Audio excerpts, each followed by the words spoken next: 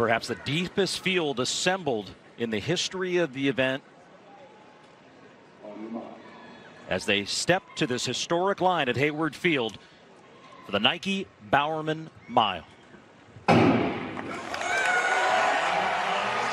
Abe Alvarado is going to be the pace setter here, and that is the one difference in the championship race we'll see in Stade de France in Paris. There will be no pace setter. And what does the pace setter do in a race like this?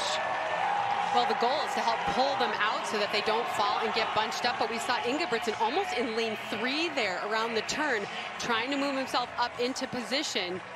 And we see Jared Nuguse there. He's in 4th place. I'd like to see him get on that rail. And now we see Jacob Ingebrigtsen moving his way out. That's Jake Whiteman that he's just passing. We haven't even mentioned him, the world champion from 2022 in this historic arena. I mean, this field is just unbelievable.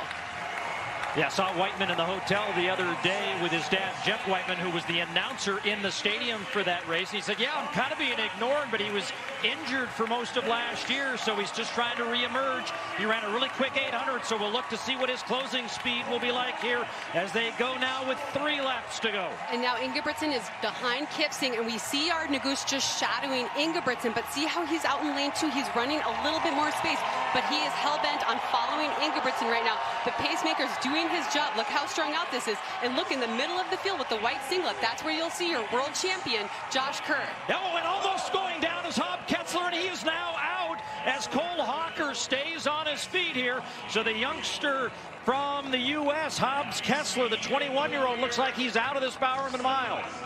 That's super disappointing. He won a bronze medal at the World Indoor Championships, and that'll be heavy for him to have to live with that. But now we're back to the race here and see Ingebrigtsen looking up. He's looking up at that screen. He's looking to see what's happening behind him. We start to see Josh Kerr slowly moving his way up. But notice how Ingebrigtsen is on the rail running the shortest amount of distance possible.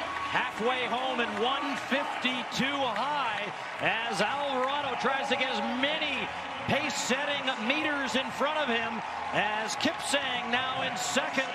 With Ingebrigtsen, Nuguse, Whiteman, Kerr, Hawker, and Chariot. And now we go. Kipsang is still in the lead here, but we see Josh Kerr moving on the outside. He's moving up. He doesn't want to take the lead yet, but he wants to reestablish his position in this crowd. And he's going to the front. He is going to the front with 600 to go, and Ingebrigtsen is going to sit behind Josh Kerr in a role reversal from last year at the World Championships. And look who's in 3rd. The Goose is on the loose. Jared Nuguse, the American record holder. Whiteman, the world champion in Oregon 22.